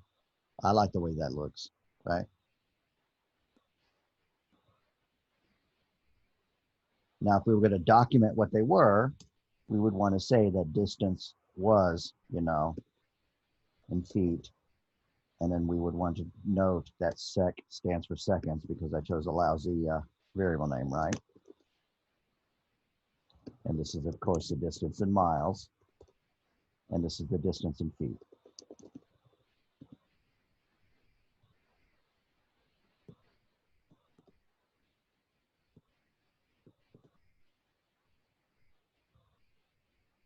This may be just about far enough. You need to cook up a homework assignment. Your constants are often named in uppercase letters. That's just a programmer way of doing things across all languages, Python, Java, JavaScript, whatever. If you see something in uppercase letters, it's supposed to be a constant. So here they've declared a constant named pi, and they set it equal to 3.14159, and then they created a variable called diameter, and they used it to calculate the circumference. Now, normally I would think that diameter is not going to be a constant because you might change the diameter. However, pi is not going to change in our universe. You know what? We are done. We've got one more slide here. What is programming slide? The visual organization of the source code. How you use your spaces, how you use your tabs, how you use your blank lines.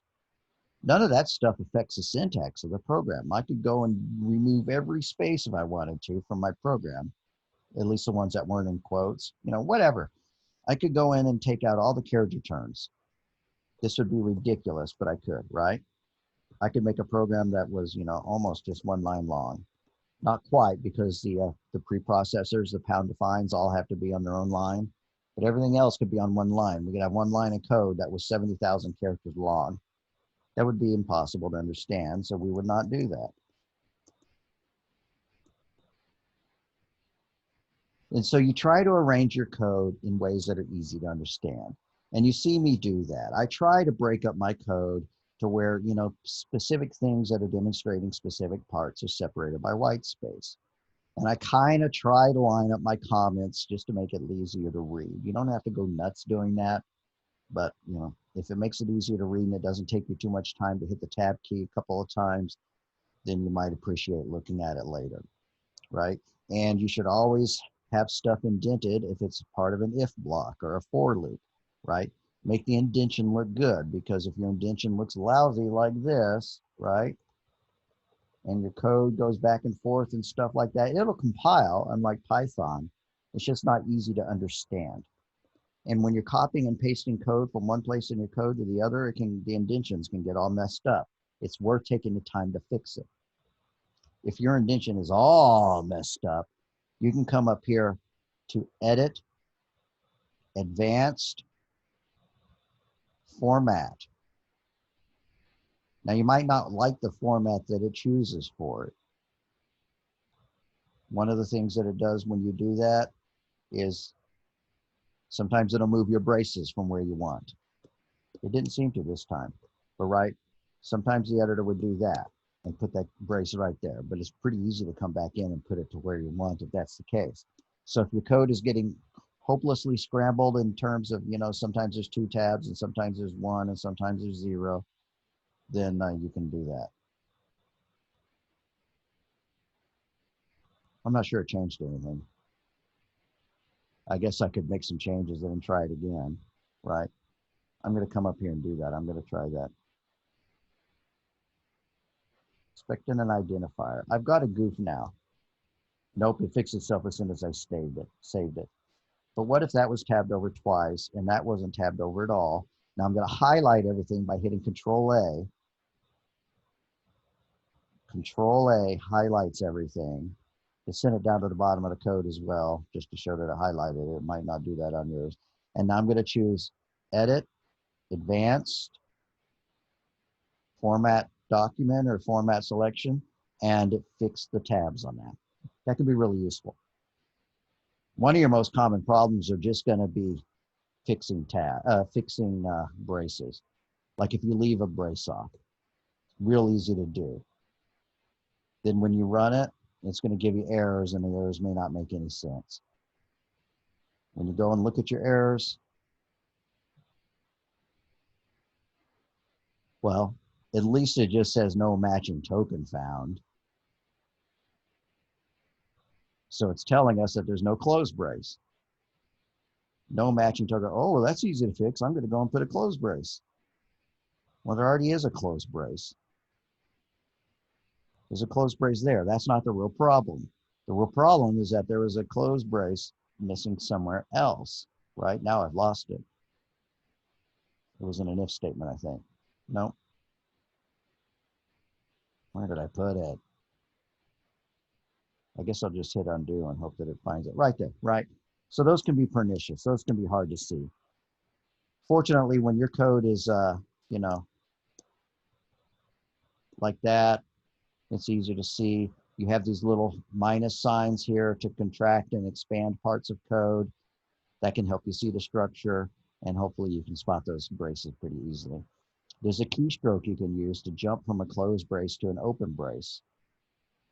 Like if I'm sitting at here and I want to find its matching closed brace, if I hold the control key down and, well, it's not doing it. Okay, if I hold control shift and hit the close brace key, it highlights everything between it and the closing brace. So if that brace wasn't there, I just deleted that brace and I highlight that, and then I hit control shift and I thought it would just take that block, and instead it highlights everything. I know there's a problem. I know that there's no close brace for this opening one, and I just have to scroll and pick for it. So let me just add that as a comment. Control shift close brace highlights an entire block of code. Now there's one that'll also jump between the braces, but I wasn't getting that to work, so I'm not going to keep wondering why. Okay, so homework. Remember these three things I mentioned here? Conversion of, you know, quarters and things like that. That's what the homework's going to be. Let's zoom back in so that we can actually see.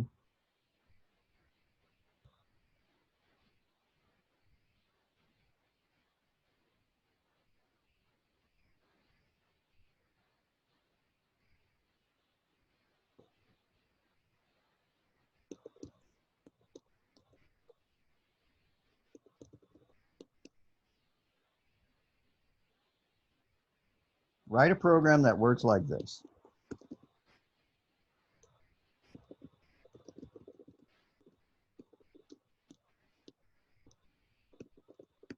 How many feet? 6,000. That equals 1 mile and whatever 6,000 minus 5280 is.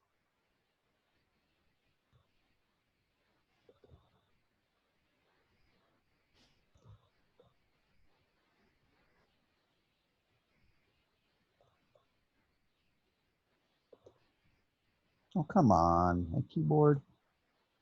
6,000 minus 5280. I should be able to do that in my head. It's annoying me. I should have chosen the number that I could pick. All right, so in 720 feet. That equals 1 mile and 720 feet, right? And then ask how many inches. And you type in 61. That equals 5 feet and 1 inch, or 1 inches. Let's make it a 2 so that we don't mind the fact that it's going to add plural. And then lastly, quarters to dollars. How many quarters? 10. That equals $2 and 2 quarters. Okay, so that's what a homework assignment is going to be. You're just going to ask for those 3 values, 3 input statements. using CIN. Ask for how many feet, how many inches, and how many quarters. Now we demonstrated that up here, but we used a definition rather than a CIN. Right, way up here, where I used modulus. Where was that? Where was that?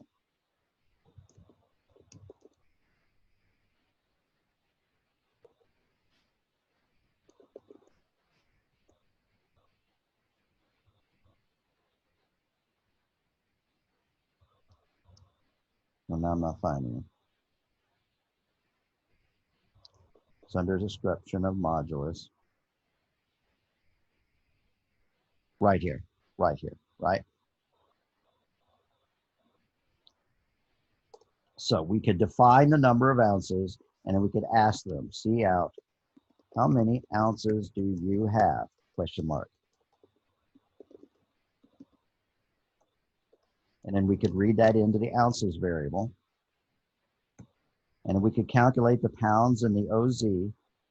We could even reuse the same variable name, just say ounces is equal to ounces divided by 16.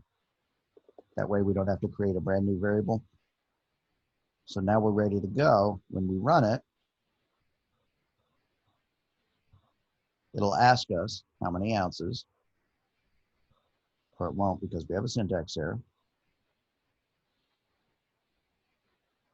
I have an open quote, excuse me, an open comment without a closed comment.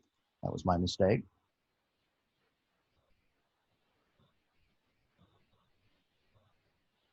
All right, and so it's asking me, how many ounces do you have? I have 32 ounces. Well, that's 2 pounds. That's equal to, well, it said 0 ounces is equal to 2 pounds and 0 ounces. That's why I needed my original number. That's why I shouldn't have changed it. That's why I should not have changed the variable. So that was a mistake. I'm going to redo that.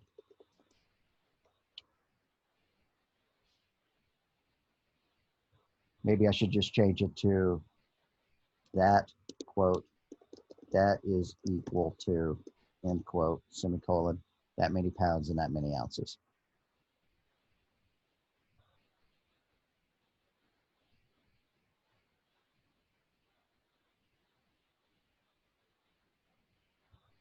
All right, so how many ounces do we have? We have 33. That's 2 pounds and 1 ounce.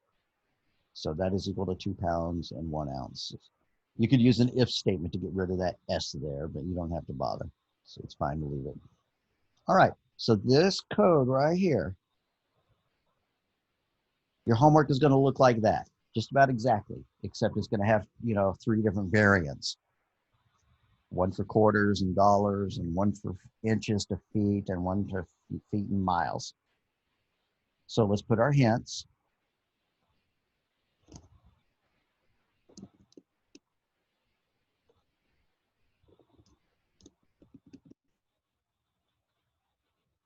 Miles is equal to feet divided by 5280. That's one hint. Feet is equal to inches divided by 12, right? You have 120 inches, that's 10 feet. And then dollars is equal to quarters divided by 4. 4 quarters in a dollar. All right, that makes sense, gang?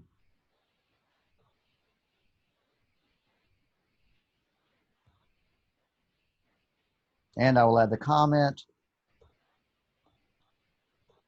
use modulus to do these calculations. A perfect example is found in Lecture C. Look for the pounds calculation. All right. We all good, gang? That makes sense?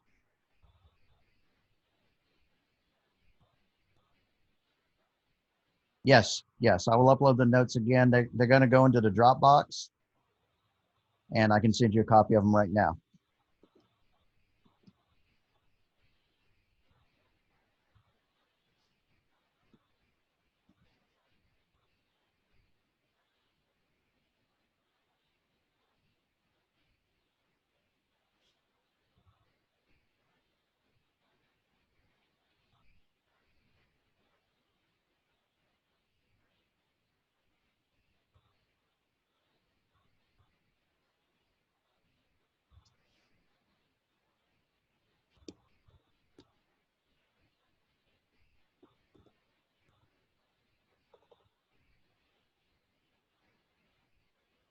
Wonder if I can just drag and drop into this. No. All right.